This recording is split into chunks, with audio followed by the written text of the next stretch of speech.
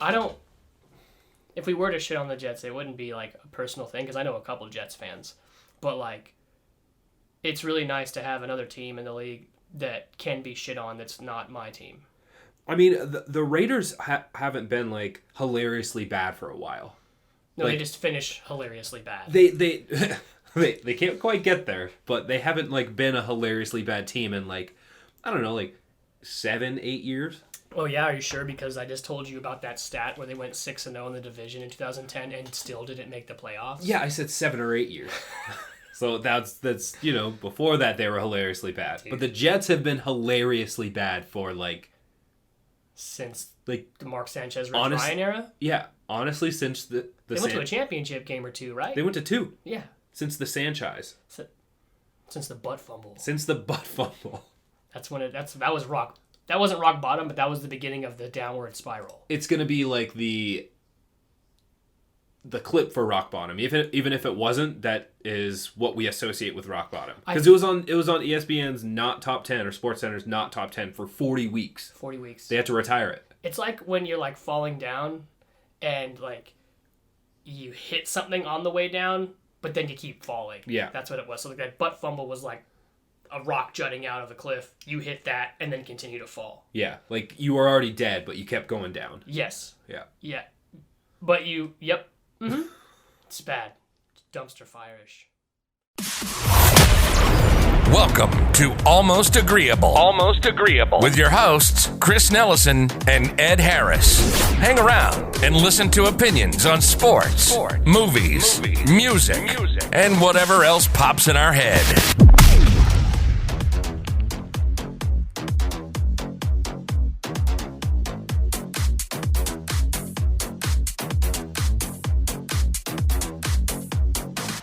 All right, welcome back to another episode of the Almost Agreeable podcast. I'm Chris. With me, as always, is Ed, and we are back to talk about the wide world of sports. There's kind of a lot going on in the select sports we're going to talk about today. I guess baseball season is back, so baseball's back. It's exciting. I noticed that Texas Rangers had a full 40,000 fan stadium this week. So times look like they're kind of getting back to normal. I do miss seeing that many fans in the stands. I think other sports will be, or not just other sports, but other teams will be on the way with everything looking the way that it is. Right. Vaccines rolling coming out. I think pretty soon here it's going to be available to everybody. Yeah. Which will be cool. And then I know that the Lakers are going to be having fans back starting April 15th through a limited capacity. So then I can raise that banner finally. Just in case everyone forgot, Lakers are defending champions, even though they're not doing great right now. And we're going to talk about that, but I want to start off today talking about what we just finished up with, which was the men's NCAA tournament and the women's as well. Congrats to Stanford. Stanford killed it. That was awesome. But we had one exciting game over the weekend as far as the March Madness tournament goes that led us to the final that was on Monday. Yeah. So let's talk about that UCLA Gonzaga game just for a minute because there's no bias here. I'm from California. I live in Spokane now, so like I was very conflicted during the game, but it honestly was one of the best college basketball games I've ever watched. It was solid. I mean, down the entire stretch, like you had no idea what was going to happen because UCLA this entire March had been fighters. Right. Like underdog. I mean, the 11 seed coming in. Right. It was a Cinderella story, really. They were not supposed to be there. Exactly. It's going to be one of those. This is going down as one of those runs. Yeah. As one of those great runs. You think about some of the teams that didn't even make the tournament. Like Duke wasn't even invited. Yeah. So for a team like UCLA to kind of have that run, and I think one of the analysts at the end of the game put it perfectly, is like that UCLA didn't lose this game. They just ran out of time, which sounds like stupid, but honestly, that's what happened. I mean, you get beat on the last second shot with 3 seconds left on the clock, right? Inbounded from the other side of the court. You don't think that's going to happen. No, I mean, we watched all the videos of all these UCLA fans like going hype once they tied the game up. Yes. They're like, perfect, we got a shot. Like, double overtime. We're here. We can do this. We're going to send an 11 seed to the final, to the championship. Right. Then he just did that. I mean, Suggs is a special player. Suggs comes out and hits that. He's a freshman. Yeah, he comes out and hits that, and nobody has any business hitting that. No. Ever. No, that's just one of those shots where, like, there was nothing you could do. Like, some of the greats have hit those kind of shots. Like, Kobe's hit shots like that. D. Wade's hit shots like that. LeBron, Jordan, it goes on and on and on. And that's just a shot where you're going to be upset, but there was nothing you could have done about it. And the game they played was enough to gain the respect of everybody nationwide who was a sports fan, right? Like, I think this was the first time in my life that I was actively rooting for a team against my father, who's been a UCLA fan since like the John Wooden days. So that was rough. I didn't know what to do with my hands. But the game itself, you take away any loyalty or anything, I think there was 19 lead changes. The biggest lead I think was 7. Both teams had a 7-point lead, but couldn't pull away. Yeah. You get to overtime, and for a second there, I really thought that UCLA was going to pull this out. They were right there, and they're going against this Gonzaga team that's just known for just laying it down. Right, well, they were undefeated. They were undefeated, one of the best scoring teams in the league this year, right? Which makes what happened next really crazy. But I'm not finished with this game yet. I honestly don't watch a whole lot of college basketball during the season. The tournament is what I watch. That's generally where I'm at. I'm sure that's where most of America's at. Yeah. Okay. Good. But I've watched a lot of college games in the tournament, and it brings an excitement to it because every game in that tournament is like a game 7. Yeah. You're watching in the NBA, right? It's one or done. It's one and done. You like advance or die. Yep, advance or die, which is isn't that a 30 for 30? It's called something like that. Yeah. Anyways, watch 30 for 30s. But just the fact that like I was able to watch that game in its entirety, and it makes me proud to almost be a part of like I said, one of the greatest college games probably. It's survive and advance. Survive and advance. I knew it was. I was like, it's right there. It's the same thing. It's the same thing. Everyone knew what I was talking about if they watched 30 for 30s. Yes.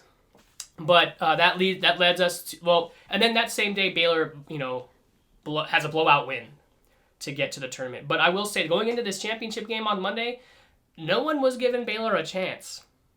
I don't know. I guess I could see that. I didn't really see it all that much. Personally, I didn't know what the hell was going to happen. And I mean, just even looking back at that UCLA-Gonzaga game, that should have been, like looking forward now, that should have been the championship.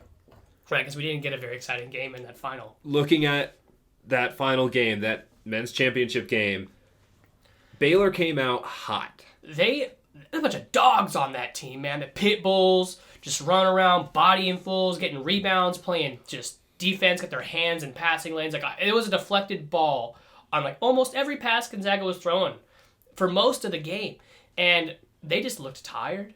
Like that UCLA game just took a lot of them, probably emotionally, mentally, and physically. Oh yeah, and there's so many things that I've talked with different people about that. It kind of culminated in the perfect storm for Gonzaga. Well, for Baylor really, but against Gonzaga, having this draining game right before, and then they get behind. Real quick. Baylor comes out, and they were shooting lights out threes in the first part of the game. They couldn't fucking miss. Lights out, and then Gonzaga. When have they played from behind? They don't. I think like the times they were trailing in the UCLA game was like the first times they trailed all tournament. So the whole mental part of it, now you're playing from behind. They're not used to doing this, and they were down by I can't even. It's like 19-4 at one point. It was like in that first 5 minutes of the game. So they were getting blown out, and everything culminated in just them getting blown out. I mean, Baylor, like you were saying, super big physical team. Yeah, just pit bulls. And I remember at halftime, it was a 10-point game, and then in that second half, they cut it down to 9. I thght we were going to get I wanted something exciting. It looked like a run. Like it did. It looked like a classic. This is going to turn into a classic. Yeah, and it did not at all. I guess my thing is I don't feel like I've lived in Spokane long enough to be like a bleeding bulldog blue and being super upset about it, so I wasn't when I was watching it, but I really wanted a good game as just a sports fan, if that makes sense. And of course, my wife's side of the family, all Gonzaga loyalists, so like I was feeling for them. Obviously, I was having conversations with them Saturday night after the UCLA game. Didn't want to text anybody after Monday night. Yeah. Because I know how I feel when the Raiders or the Lakers lose. I don't want to hear from fucking nobody. Don't talk to me. Don't talk to me. We both know what happened. You don't have to tell me you know what happened. Yeah, they lost. Whatever. Okay. Like, I'll accept like a, sorry, bud. Like, that's it. Yeah. That's it. That's all I'll accept. After that, don't talk to me. So, disappointing end for Gonzaga because this was going to be an undefeated season. Because they've been there for the last 4 or 5 years. So they've been around. They've been around I mean, Sweet 16, Elite 8, Final Four. They've been making their way there repeatedly. Well, they not able to close it out. Always had a good program, right? And you're right. And I think the problem with it, to a lot of people, is that there's been arguments for so long that they play in a division or that has no teams in it. Yeah. So this loss, like that, the way they lost, and who they lost to, just lends credence to all these haters that are like, they don't play nobody. But it's like, okay, but you do play people in the tournament. You do have to have the mentals. Yep. To get to a championship game. A few times in a 5-6 year span. It's like Notre Dame with their college football program. Yeah. It's like, they kind of have a rotating schedule of who they're playing, but a lot of the times it can be seen as they're playing nobodies. And then they make it decently far in some of these bowl games. Right. And so it's kind of the same argument. Yeah. And I have to be objective because everything's different in the tournament. Like, everything's different. Look what UCLA did. That's just, anything could fuck. That's what's great about the fucking tournament.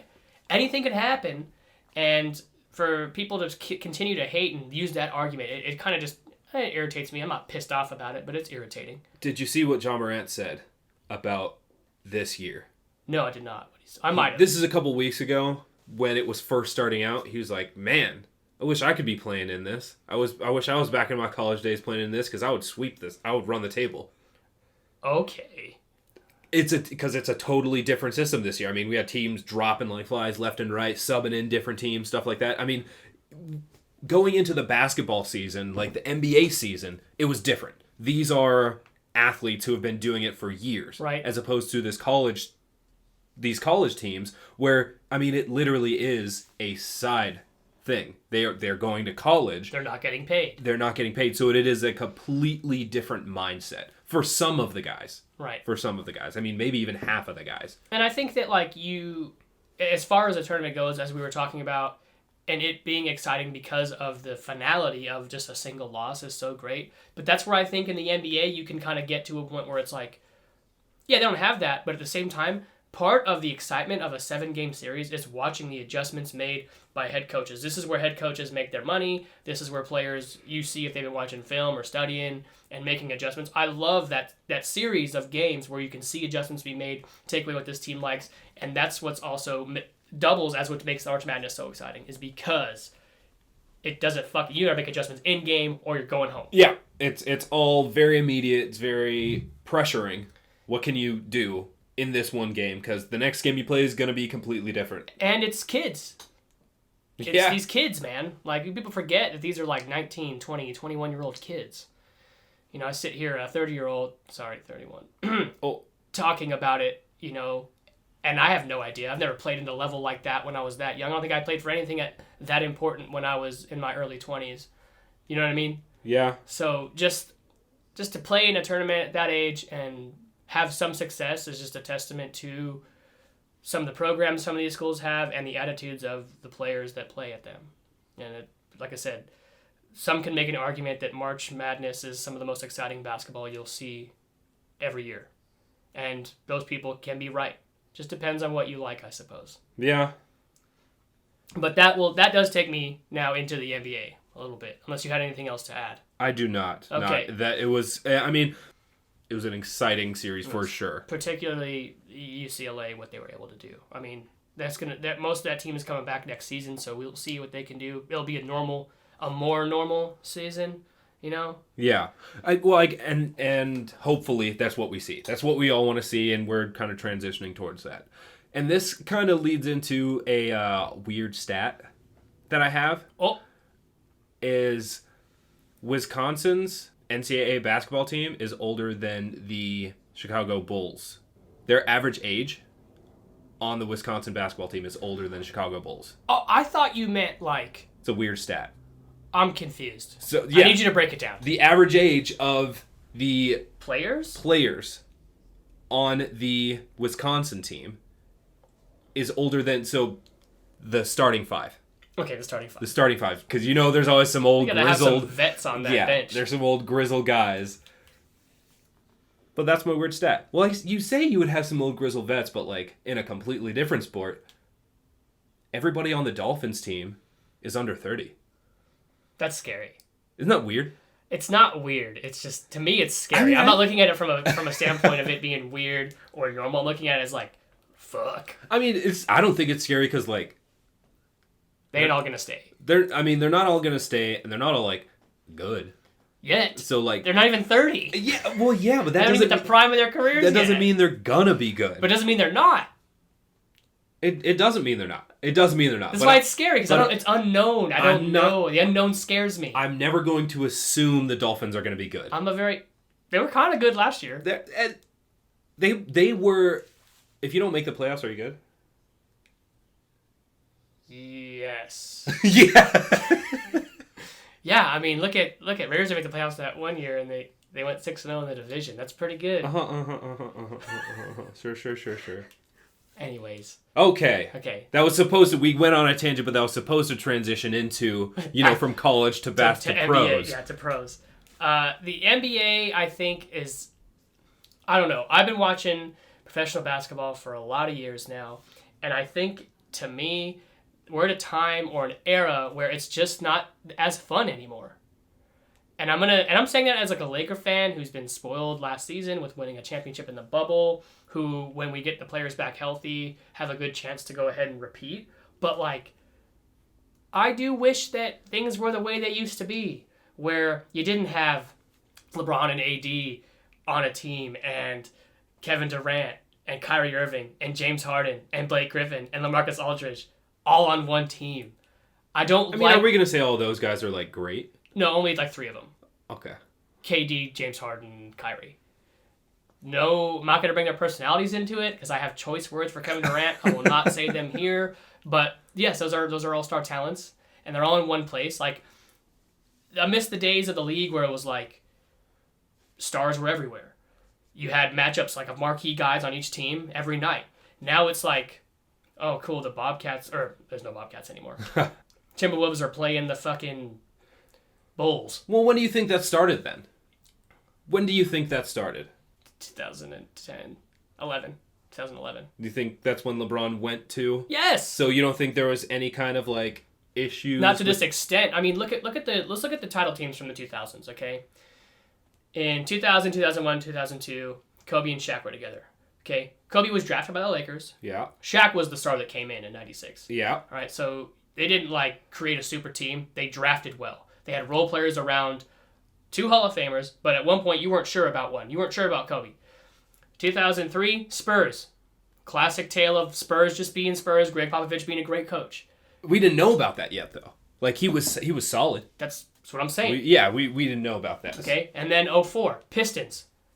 Chauncey Billups? Like, Tayshaun Prince? Ben Wallace? Not stars. So is it the free agency thing? Because, like,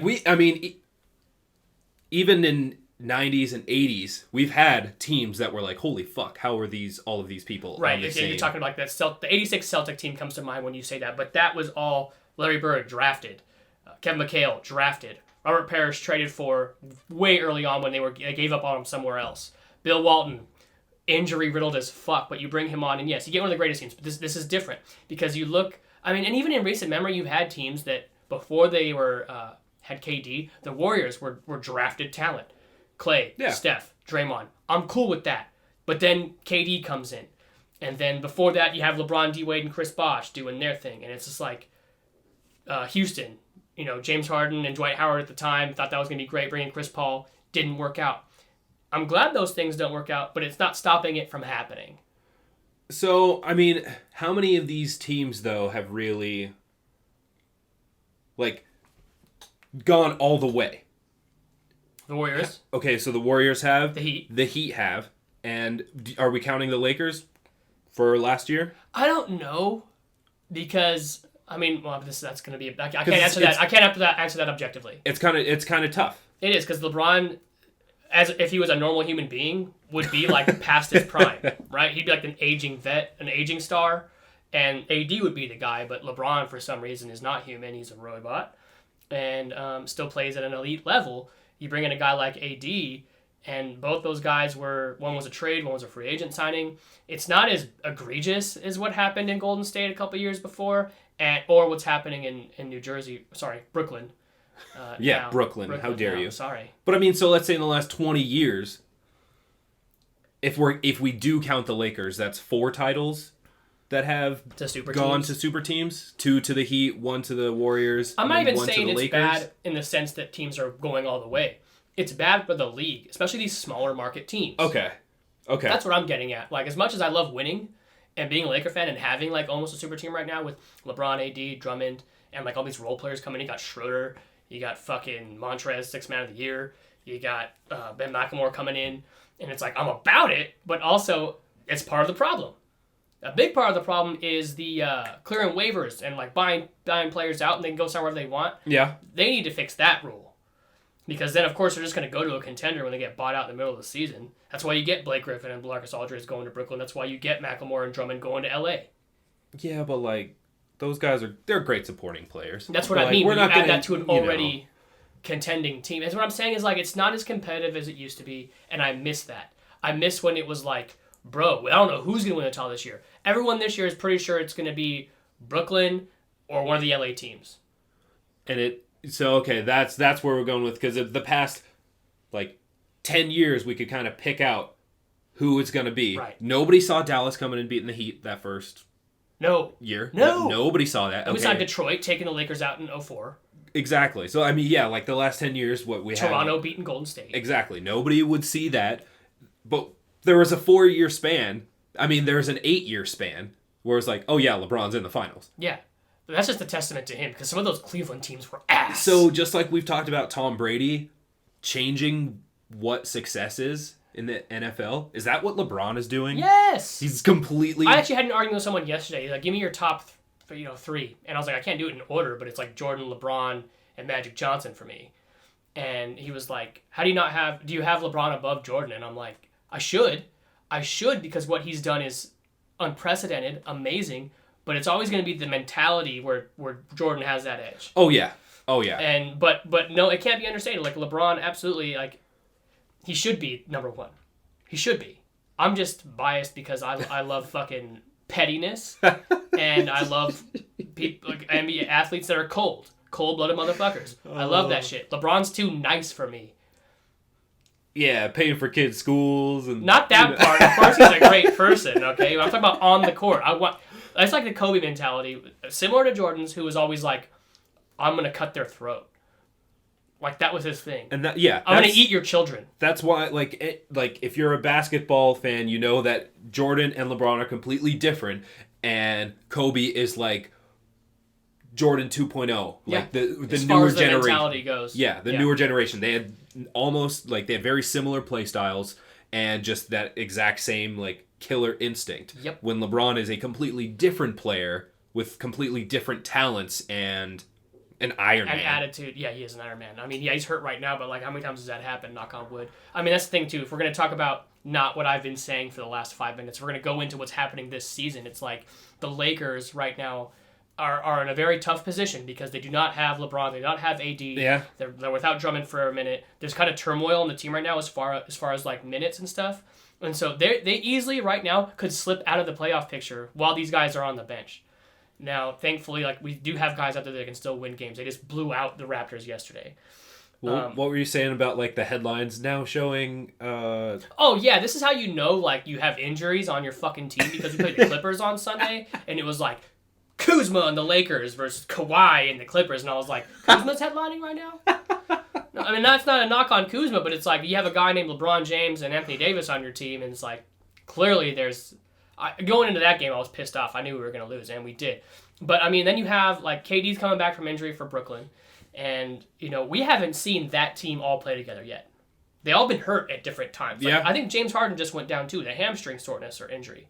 I don't think it's going to be too long of an injury, but, I mean, they have not all played together yet. So that's still an experiment. We've seen how throwing talent together doesn't necessarily translate to titles. We've talked about that just a few minutes ago. Yeah. It's true for that first year with the Heat. So actually, with all of these teams, it hasn't worked. Or was last year AD's first year on the Lakers? Yes. It was his first yeah, year? Okay. And that's an anomaly. So that worked. But it didn't work with the Heat, didn't work with the Warriors. It did that first year. Well, they won, what? KD got 2 titles while he was there? I think it was 2, maybe 3? Couldn't have been 3. It's 2. It was 2. He has 2 Finals MVPs. Yeah. So, I mean, I guess and this is the problem. See, this is what we're talking about. I've talked about the Lakers. I've talked about the Nets. I can go on and talk about the Clippers because they look good. I think they're running a much smoother operation now with Ty Lue in there. He's a great coach. He always has been. And they bring in, some other free agents. They just bought out Cousins. Maybe he'll be able to get off the couch. We'll see what happens. And that's not a knock on him, his work ethic. He's just motherfucker's always hurt. Yeah. And then other than that, like, you have these teams that are good, but like they're not in the title conversation. I mean, the Pelicans look great. Zion's the star we thought he was going to be. The Knicks are doing things. You got a young Bulls team, younger than the Wisconsin college basketball team. And you have exciting things, but it's just like, we're talking title talk because we're coming close to the playoffs now. No other teams are in the conversation, really. Dallas is doing good things. Luka is a machine. I love him. Yeah. But, like... It's these things are magnified. These quote-unquote super teams are magnified because you look at any other sport who is actively playing on the field or on the court, whatever, at the same time. Basketball, it's 5 guys. Yeah. So you add one all-star to that. That's 20% of your team. Of the people on the floor. Of the people on the floor. Football, you're having 11 guys out there. Right. So if you had one amazing guy, well, that's cool, but what about the other 10? That's 9% of your team. Yeah. You know? So, I mean, just looking at that, it's really difficult. So that's why these things are magnified. And I don't think it's as big a thing as people think it is. I think it's just magnified. Okay, I can agree, but before we move and continue, I want to run this back for a second with your quick maths. Okay, did you just do that quick maths at 9% of the people on the field? Yeah. I think that's 99, so it's probably like 9.1%. It's 9.090909, something like that. I appreciate your quick maths, but it was not totally correct. I'm just kidding. Actually, that was impressive. I like that. So I don't know. Just to leave it off. Obviously, I need to see Brooklyn play together. Yeah. The Clippers look good, and the Lakers really, really need their stars back. And when I say that, I mean LeBron's timetable when he first got hurt was 4 to 6 weeks. He's been out for almost 3 now, so we're hoping a close return. He's been walking around without a boot. That's a good sign. AD is supposed to be 1 to 2 weeks away.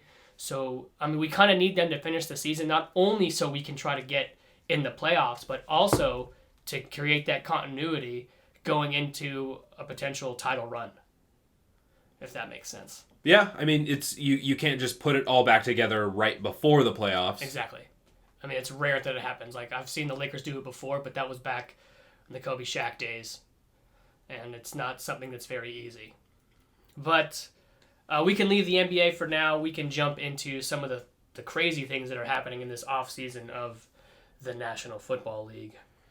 Woo! I mean, yeah, we had our free agency day where we went over a couple things, and then a couple other things dropped that day. Yeah, and things have been happening since. A lot of things. So, I mean, just off the top of your head, what's your favorite signing? I think it's not even a big signing. It is just something to quell the rumors.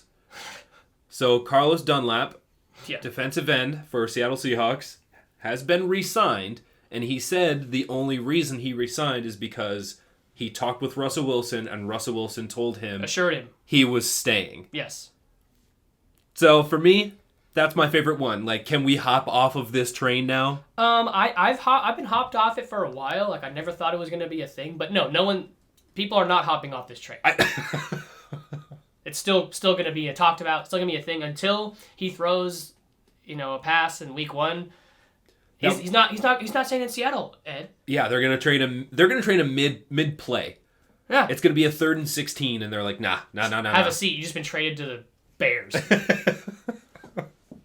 which I don't think that's happened in the NFL, but it's absolutely happened in the NBA, where it's like, hey, don't suit up. We just traded you to the Bulls. It's happened in baseball too. I don't think it's happened in the NFL, but I know somebody retired at halftime in the NFL. Yes, I remember that. They took a lot of heat for that. It was a team that was not doing very well. He just didn't want to play anymore. Oh, they were playing the Chargers. So it was cornerback Vontae Davis, week 2 of the 2018 season, left the Buffalo Bills as they trailed the Chargers 28-6 at halftime. That's right. It wasn't even like the end of the season. It was just like, this sucks. This is week 2. What a bitch. He's like, I'm good, man. I'm out. And this is, I mean, was that what that would have been? What, Josh Allen's rookie season? Yeah, back when everyone wasn't sure about him. Dude, could have just stayed for a couple more years. Hang out, dude. You guys were like, people were talking about you just recently beating the Chiefs in the AFC Championship game. It's like 0 to hero, and you could have been a part of that. Yeah. But it only took him a week and a half, bro. Yikes. I think one of the craziest things about this offseason so far is that the defending Super Bowl champion Tampa Bay Buccaneers are essentially coming back with their entire squad. Not essentially. They are. They are. Like, they're running it back. How often do you see that? Never since when? I don't know, like... The 70s? So, yeah. Yeah, to have the exact same 22 starters. Everyone's running it back. Yeah, that is insane, and... You know, they're going to be one of the front runners. Yeah. Because they have the exact same team. Yes. So that's just to me, that's the most important moves, quote unquote, multiple things as far as that team's concerned that has happened, because it's like you never see something like that. And I mean, they had such an amazing run at the end of the season into the playoffs, and short of Tom Brady having a big year of like decline, I mean, they're perennial title favorites again. Yeah. So it's I don't know, but do you like that the Bears signed Andy Dalton? I think that yes. Okay. Yes. Okay. Yes, the answer is yes. I think it's a solid move. Like, I don't know what the fuck they want to do with Trubisky. I don't know I don't know. Okay. He's not even like showing like the flashes of brilliance anymore. He's just a guy that's there. Which sucks. Like, he wants to be a quarterback in the NFL. That's his entire job, and that's all he wants to be, but it's just not working. And Andy Dalton will get you 8-8. He's the 8-8 specialist. I've probably said this before, but it's just my favorite stat, so I'm going to say it again. The most Andy Dalton thing I've ever heard is that he's the only quarterback to have gone 8-0 to start out a season and 0-8 to start out a season. That's the most Andy Dalton thing I've ever heard. I think that this is absolutely a panic move by Chicago. They were all in on getting Russ, and I don't talk to anyone from the NFL. I don't have any agents on speed dial, but I knew that wasn't happening. They clearly did not, and they have better connections than I do. And as soon as it became apparent that was not going to be a thing, they were like, Andy Dalton. Just shot from the hip. Yeah. Who was out there? They probably fucking had like a bunch of free agent quarterbacks like on cards against the wall, and they were throwing darts at it. And it landed Andy Dalton like one more time than it did any other ones. They were like, fuck it. They were just like, oh, fuck it. We got a monkey throwing darts in here. Let's go with that. Is he an upgrade over Nick Foles? Yes. I guess it depends on what Nick Foles we're talking about. The Nick Foles that is... 7 touchdowns in a game, Nick Foles? Yeah, that has played less time than...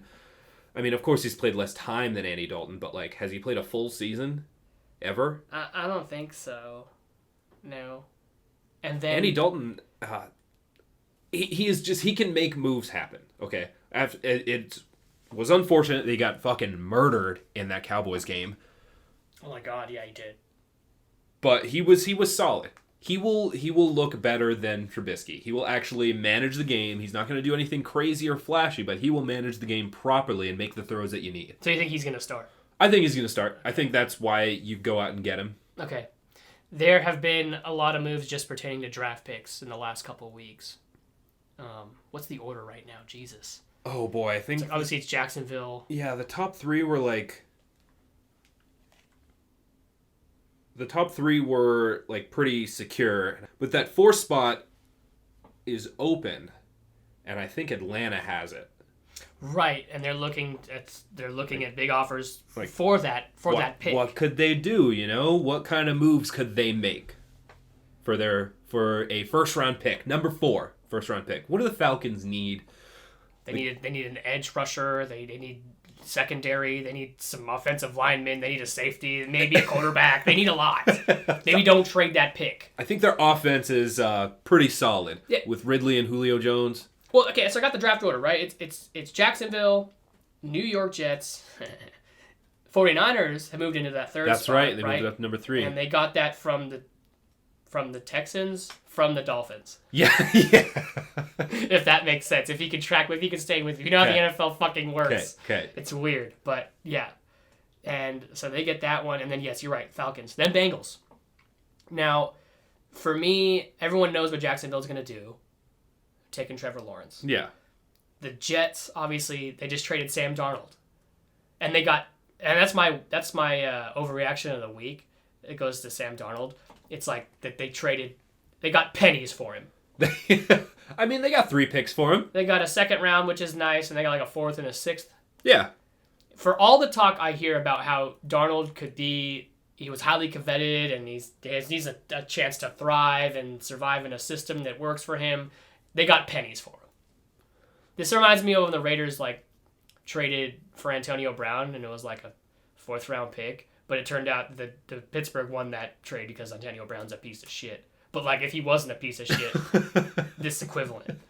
Nothing at all. A 2nd round pick, I guess, and this is why it's my overreaction, because 2nd round pick is good, but also I feel like I don't know what the fuck Jets are doing. That's why I'm overreacting. I don't know. So, I mean, the Jets have the number 2 pick. They're going to get a quarterback. Who are they going to get? That's what I was going to ask you. Okay. So Trevor Lawrence off the table. Okay. You got, Justin Fields is a name that's been thrown around. Yeah. Do you think that's where they go? I don't know who they're tied to. I got to get on the phone with Adam Schefter real quick. Maybe Adam Mortensen. So, what are the quarterbacks that are going to go, the next quarterback? So, Fields is up there. Yeah. Who's the guy? Zach Wilson. Zach Wilson. Justin Fields, we said. Trey Lance. Mac Jones. I'm not sold on Mac Jones. I'm not sold on Zach Wilson just because it's the most vanilla-ass name. I think that's the way they go. I don't know if they're going to go the Justin Fields route. I think they're going to go with Zach Wilson. You can quote me on that. I think he's going to hop up to number 2, and they're going to go with him. Well, then who takes Justin Fields? Is it San Francisco? Yes. He fits their play style much better than he fits in New York. Is Justin Fields going to be an eventual successor to Garoppolo, or is he immediately going to contend for the starting position? I think that this is a conversation that we've had, at work, and I've had with a whole bunch of different people. It's tough about when do you give up on a quarterback? Well, I think that the conversation doesn't even go that far yet, because what happened, in my opinion, if you take a quarterback in the 1st round, in the top 10, you're expecting him to immediately make a difference. Maybe. You draft him in the 1st round. You expect him to make a difference. You hope he can make a difference, but it's fucking hard to do that. It is not a guarantee, and you just hope that it actually works out. Nobody is gonna expect you to come out your 1st year and lead a team. Yeah, they are. When's the last time that's worked? Doesn't Burrow work very often, but Burrow was doing a good job. He was doing well. They were never going to have a winning season. No, but he was leading. So I guess we have to define what success for a 1st-year quarterback would be. Not dying. Because you're now how it is. You're drafted as an amazing quarterback. You're going to a shitty team. Yes. You generally. I hope Trevor Lawrence is ready. Yeah. So you're going to a shitty team. Unless the 49ers get somebody and they can put it together, but... And you think it's going to be Justin Fields? I think it's going to be Justin Fields. He's not like what we've been seeing with Lamar Jackson or anything. He's just a good, solid quarterback, nice arm. He's got heart. Yeah. Miles of heart. So I think that's the move that they take, but I don't think he's going to be... They might come out and say, yeah, he's a contender, but I think they go with Jimmy G for another year to see... I think you have to. When's the last time you played a full season? Exactly. Well, and that's the trap. That's the trap. You can't, this guy's going to go 20 years without playing a full season and be like, I don't know, we'll give him one more year. We'll see. It is a trap. Because you talk about Garoppolo now, which reminds me of he was very connected with, going back to the Patriots. That didn't happen. Patriots re-signed Cam Newton. Yeah. I like that because they finally fucking got him some weapons. We were able to talk about this because on day 1 of free agency, they made the biggest splash. So yeah. We don't need to spend too much time there, but... They signed him for, what, 14 mil as opposed to the year? Yeah. Or the 1 mil that they did last year? Gave him threw some money at him. And then Pittsburgh loses Bud Dupree. That's a big one. That's a big one. Mm-hmm. But I don't know. There's a lot of things that So there's a lot of things that are going to happen. I mean, a lot of teams need a lot of different people on the defensive front. Some offensive weapons, like who's that receiver from Alabama? Harris? Yeah, Najee Harris. Yeah, coming from Alabama, he could go somewhere. He's gonna go in the first round. Yeah. He's absolutely gonna go in the first round. So we'll just see what happens with the draft. That's kind of gonna determine, like every other year, the rest of what goes on in the league. Yeah, I mean, I'm just like waiting for the Raiders to get a safety. I mean, the Raiders haven't done terrible in free agency, but they haven't done great. And it pisses me off because this is every year. What the fuckers doing? Yeah, it always comes out like it starts like free agency started out hot, trailed off a little bit, and then we get this little Sam Darnold cherry on top. Yeah. But really, yeah, the draft is going to be a big decider. Well, yeah, with a lot of these do teams. the Texans go after a quarterback now? Like, I don't want to talk about the allegations. I just want to talk about the reality of it. Is that it's not looking good. It's not looking good. Damn. Yeah. So I mean, Texans. We thought the Jets were a dumpster fire, but like, holy shit, no, they're just like, oh man, I have a pan oil fire on my stove. I'm just not going to do anything, and it'll eventually go out. The fucking Texans are a dumpster fire. Like, out of control. Get rid of DeAndre Hopkins. Get rid of Bill O'Brien. And now it just keeps... It's just like, okay, maybe this is just like a full rebuild. Like, we're moving things around, and then your star quarterback has all of these allegations. So it has just been going downhill. And that's not what you want to see. You would like your star quarterback, who is supposed to be the face of your franchise and carry you for the next, I don't know, I'm sure they would like him for the next 10 years. That was probably the plan. But it's like now, they were already having problems before the allegations started. And then now, essentially what I think you need to do is just, like, you know how we have, like, league expansions and they bring, like, another team in? We just need to do a downsize. just take the Texans out of the NFL. So then that gives us with 31. We got to get rid of one more. The Jets. The Jets. All right. No. The Jaguars. The Jags. The Jags. Who cares about the Jags? I don't think anybody... If you had to get rid of, like, besides the Texans, if you had to get rid of a team, would it be the Jets? No, they're too... they're fun, bad to watch. And they have historical legacies. They do. Like the Joe Namath and... Yeah. No, you can't get rid of the Jets. They win Super Bowl III. It's got to be the Chargers. That's who it's got to be. That was one of the stats you told me. Joe Namath was the first quarterback to throw for 4,000 yards. Oh, well, you know what? Actually, I don't think he was the first, but that will take me to my weird stat of the day, which absolutely has to do with Joe Namath. Joe Namath is the only quarterback in pro football history before the 16-game era to throw 4,000 yards in a season. Okay?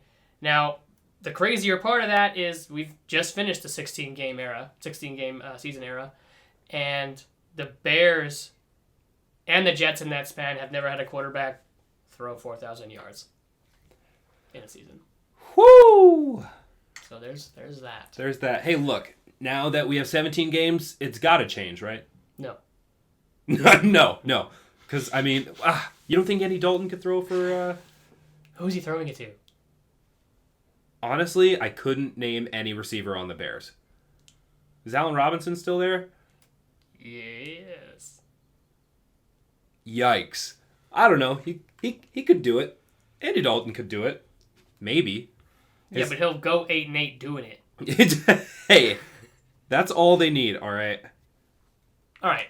So, let's wrap this up. You got a weird stat? You said a weird stat already? Yeah, the Wisconsin fucking age. All right, well, let's hit let's go on to hot round, you know? Let's hit some hot routes. Hot round. Everybody's favorite segment. Blue 17! Blue 17! What is hot route? Hot route! Red 7, red 7, red 7! Hot route! That's what we call a sack lunch! Nom, nom, nom, nom, nom, nom. All right, so just touched on the NFL going to 17 games. Yeah. Yeah. Stupid. 16 was just such a nice round number, right? Yeah. So what is one of your favorite matchups that you're going to see since it's now 17 games. We have a lot of marquee matchups. We have the Chiefs and the Packers. Not thrilled. Not thrilled? No. Why is that? I hate both those guys. Okay. Okay. We have the Saints and the Titans.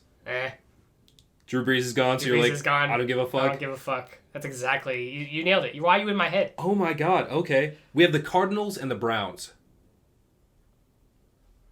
I like Baker. Is that the three you're giving me right now? We have four, actually. There's more? Okay. And the Rams and the Ravens.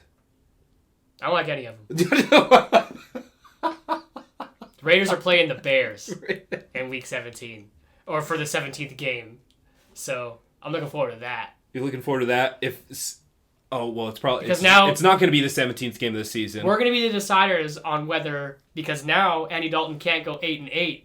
He's either going to go 9-8 or 8-9. Now we will no longer have the, this person has never had a losing season record. Like, those are going to diminish more. Because no one's going 8-8. Yeah, that's like Mike Tomlin has never gone, he's never had a losing season, but he's had 8-8 seasons before. Yeah. Okay, so I guess my answer to this is that I haven't looked at the slate of games that were added and what the matchups are. So I'm just going to go with the reliable, and the Raiders are playing the Bears for that 17th game, and I'm down with that. Because fuck Khalil Mack. All right, well, what about an extra one? Seahawks and Steelers. They just played last year. Yeah, but I don't know what the Steelers are going to look like this year. Okay. There's a lot of uncertainty going into next season, except for Tampa Bay. Like, running it back with full squad. Yeah. I mean, the Chiefs, after that Super Bowl loss, I mean, they're going to be good, but, like, they lost things, too, and they have some, I'm not going to say turmoil just yet, but there are definitely guys who have vocalized the fact that they are not going to take less money, and they are probably going to be willing to leave. So a lot of uncertainty as far as, like, you named all those matchups. Breeze is gone. What's Jameis going to do? Titans, they sound about Dupree, their defense gets better, so maybe they're better. Seattle, I got to see what's going on as well. Pittsburgh, no fucking idea. Cardinals, like the Raiders last season, fizzled out at the end of the season. So maybe they take a step in the right direction. They're playing Cleveland. I like what they're doing, so that might be exciting. And I think the first one you said was Chiefs, Packers. Yeah. Aaron Rodgers is clearly straight up not having a good time in Green Bay right now. And Patrick Mahomes is going to start seeing that contract take hits in that roster. So, I don't know. A lot of uncertainty. Okay. Now stop asking me about Aaron Rodgers and Patrick Mahomes, the people I hate most. Okay, that's fine. Hot route number 2 only has to deal with one of those guys. What the fuck? How would you liken this Aaron Rodgers situation to the Russell Wilson situation? What kind of similarities do you see, or are they not the same at all? They're not the same at all, because what Russell said straight up was, I don't like getting hit. What Aaron Rodgers is saying is like, I want you to lock me up. I want to be reassured that I'm going to get paid and have a contract, and I went ahead and played the best football I played last season, and they didn't expect that. It didn't line up with their timeline. They are not on the same page. I don't think the rift is that big between Russell and Seattle. I think Russell said something that was kind of harmless almost. Seattle organization was like, why the fuck did you say that? And then kind of was like, you're right though, but why did you say it? And they were just mad about that. Reconcilable. Okay. The drift between Aaron Rodgers and the Packers, although he's going to be there, there's mistrust in the management now. The gap is widening. There's not a whole lot of similarities there to me, especially because they're two different people. Aaron Rodgers is kind of a cocky asshole, and Russell Wilson is like a philanthropist, religious man who is a nice guy. If there could be an opposite of personalities, it's those two. It's those two. Yeah. And god damn it, like Green Bay is just kind of like a unofficial rival of Seattle. Yes, like you guys always meet in the playoffs. Aaron Rodgers and Russell Wilson are 4-4 against each other. Mm-hmm. So, fuck. Yeah. Yeah. No one has the edge there. So that's frustrating. But we were talking about the Cardinals, so we are going to stay, that was one of the marquee matchups that I think might be good, Cardinals and Browns. So we're going to stay right there.